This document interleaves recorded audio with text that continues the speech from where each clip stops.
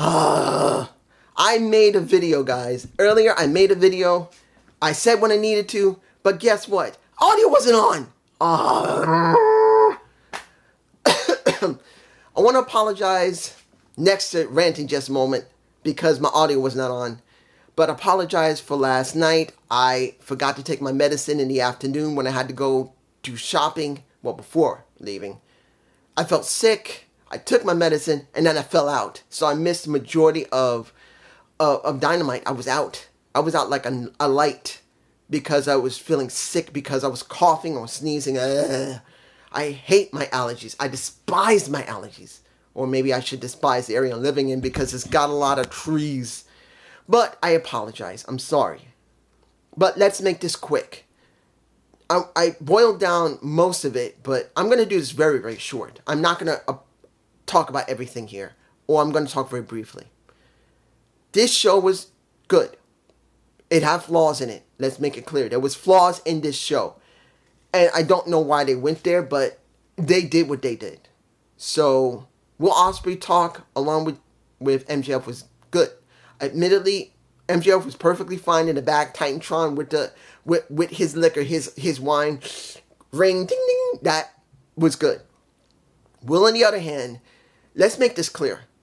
Great wrestler, but he's never had to really go beyond that. Now, making it quick.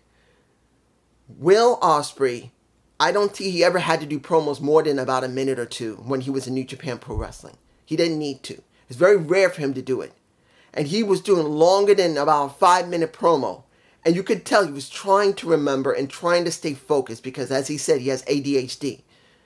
So for him, it's more harder for him to stay in focus. You can tell that certain times as he's talking, he pauses a little bit because he's got to remember how to say what he wants to say in the way he wants to say it. Now, that happens with anybody. Like me, look,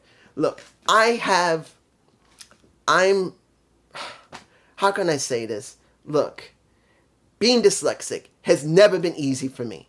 That it's hard for me to think and how to structure words or how to say what I want. When I was a kid, I used to say words backwards. Or I would say half of a word and I thought I said the whole word. That's always been my MO. That's how I function. This is what I am. You guys seen this channel. You see that sometimes I can talk like this, straight. No problem. Even look like I don't even breathe. But I have my moments I will botch my ass off. And when it comes to Will Ospreay, you could tell, and it was not apparent, but for people like me who have a learning disability, we can, well, if you used to having to go through training to try and learn how to adjust yourself, how to be able to focus in a certain way so you can be able to read correctly, write correctly, spell correctly, or to structure words the way you want when you talk. I saw it in him. Now, it doesn't mean he did it badly. It's just I saw it. So there you go.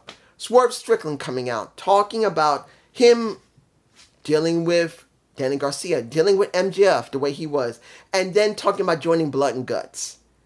Like Hangman Page. I'm getting that done now. Hangman Page joining Blood and Guts. I can understand Hangman Page.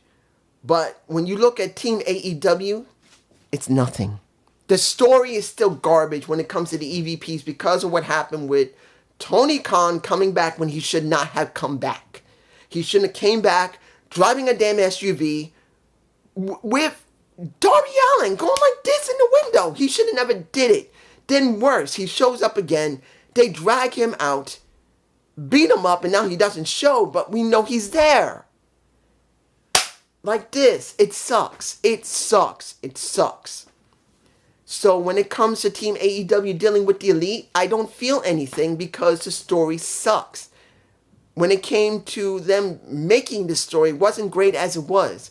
And then when he should have never came back, and that's Tony Khan, maybe until next year, then it would have been better. But no, he had to keep showing up. We know he's in the back, so we don't believe it. Now, let's see. CEO. Did I like the segment with the CEO? Yes. Do I believe it was really realistic seeing Britt Baker knock the fuck out of two guys? One using an elbow straight to the face, the other one getting kicked in the face? No, not too much. Particularly that you got bigger guys in her that just stepped aside and said, oh, I don't want to touch that bitch. it didn't look 100% realistic. But seeing that they really want to make this important, and they are making it important, that's good. But I'm going to say this again, and I'm not going to stop. The women's wrestling division sucks. Only 2 stories. Two. And many people will say, what about Collision? Well, Collision hasn't had much either. Look, there was a story between Parker and Ruby Soho that culminated in Ruby getting pregnant. Did we even see that 1-year storyline? No, we barely saw it on Dynamite and didn't even show on Collision. It was on fucking Rampage. A story that was a 1-year story that we didn't see shit until Collision did one segment when Parker was going to retire. He couldn't deal with it anymore. And Ruby told him, you got to keep going because we're going to have a baby. Legitimately, she got pregnant by him because they've been in a real relationship. She is now pregnant. She's probably home on her in her farm, going to give birth soon. And we didn't see it. This shows you how bad the writing is. But it wasn't bad.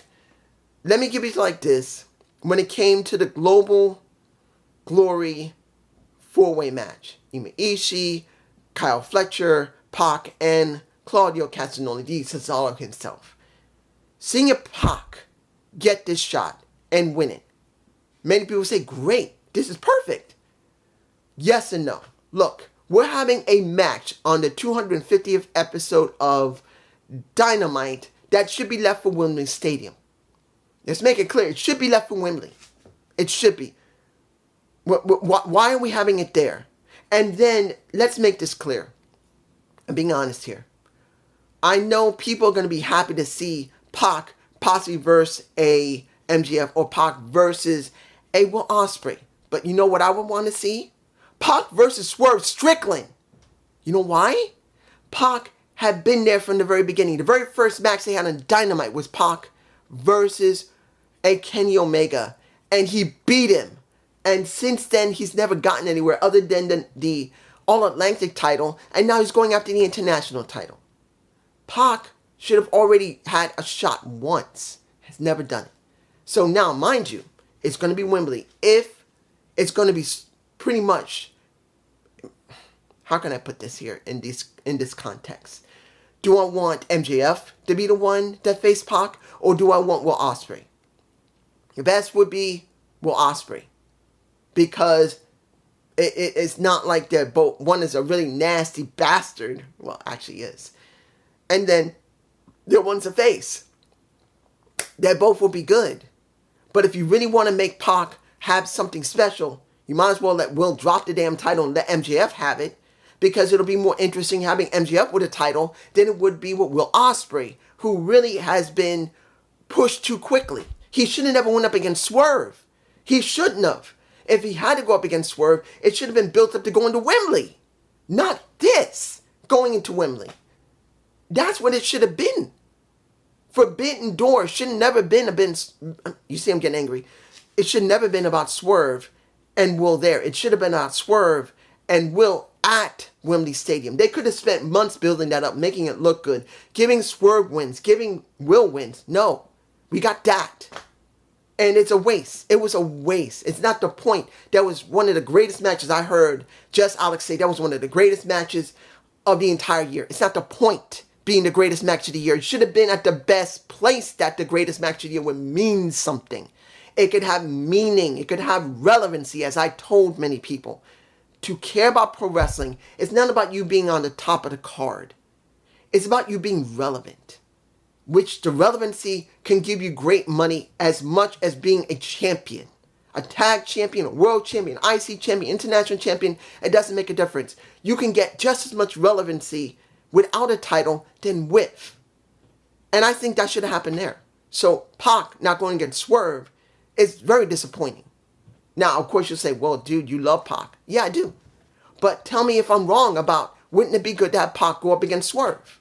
Wouldn't it be good to see that a guy who was there from day fucking one, where everyone else had gotten their opportunities, the only thing he's been given is a lower mid-card title. And then a trios title.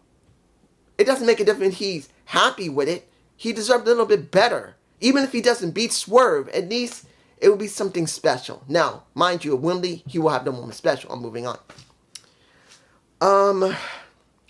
What did I think about the not Calgary Street Fight? I think it was Stampede Street Fight of versus Samoa Joe. Here's the problem. Samoa Joe dealing with Chris Jericho, where Taz has been barred from the arena. Barred. Last week he was ejected. Here he's been barred from the arena. Barred. So when you see this entire situation, let me ask you, what is this about? Is this about Hook and Chris? Or is this about Taz and Chris? Because look what happened. Taz managed Samoa Joe in TNA. He did. He's the father of Hook.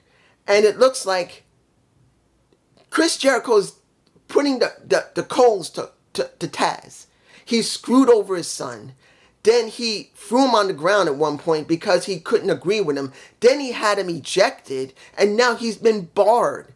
What does this feel like? Does this feel like this is going to be setting up Hook for something great to do go after for the world, the FTW title? Or does this feel like it should be about Chris Jericho versus Taz for his own damn title again?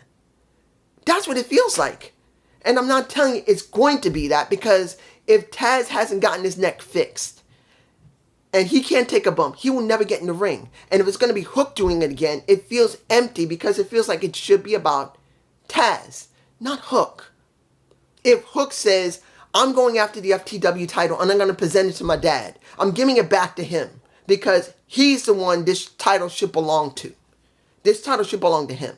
If he says that in a promo, that would make better sense. That he's going to give his father back his original title and is going to be retired, and Hook will go off and do something else. Maybe go after the international title, doing trios, doing tag, going after the TNT title after Jack Perry. That would make sense. If it's not, then this is stupid. It feels wrong. Now, I haven't forgotten about him, and this is Samoa Joe being driven through gypsum drywall and through with a pallet loader. Was it a good spot? Yeah, pretty much. It wasn't bad. It's not that I haven't seen something that WWE didn't try that at least a couple of times before. They did do it maybe once or twice, but not like that. It was different. Seeing horseshoes in the ring when they did their street fight was a bit different because Chris likes to mix it up. He did Pox, hockey Pox when he went up against Sabata. This time it was horseshoes. Fine. But I won't tell you the match was bad. Next. Final match I'm going to talk about here will be, and I know I'm skipping over what happened when it came to Hangman Page and Bryan Danielson. You already know what happened with Bryan. You already know what happened with Jeff Jarrett, who should have been like in that position as an enforcer instead of being in the ring because it made a lot of controversy. To me personally, it didn't really matter. If he was an enforcer or he was going with it, the story wasn't too bad either way. It's just people just couldn't stand that an older wrestler was getting a younger person's spot. It didn't matter to me. Either way would have worked. And here he was fine. Now, when it came to Mariah May versus a Willow Nightingale, let's not get it twisted. I knew there was a good chance that Mariah May was going to win. It just made the most sense. It did. Taking nothing from Willow. You know I love me some Willow. But I wasn't expecting Willow to win, and she didn't. Mariah May won. She went up the ramp, but I'm going to tell you this because I hadn't thought about it in a while, but I knew that eventually it was going to happen. When was Mariah May going to basically pull the trigger and take the head off of a Luther and a Tasteless Tony Storm, my Tony Storm? I didn't know when. I didn't even think about it when the incident happened with the belt getting whacked to the head to a Tony Storm, and then Luther getting hit in the face, whacked in the back, nut-shotted, and then shoved off the ramp to end up going through a damn table. And then what did we get? We get the shoe to the head, and then Mariah May going, and then doing that crazy bitch look like, that look. Did it work? Yes. Sweet betrayal. Oh, is it? Yeah, sweet. betrayal is sweet, or sweet betrayal. I don't know which one. I'm using sweet in with betrayal. I don't know if I'm going to use betrayal is sweet or sweet betrayal. I don't know yet. You'll see it when you see this video go up in a little bit. But I'm telling you right now, it was done very well. I am not having a problem with it. But still, this was a good show. It was much better than what we've seen in the last couple of weeks. But I'm not going to lie, it was not perfect. There's a lot of things that should have been done more better, but wasn't. I don't always agree with everything, but it wasn't that bad. Peace.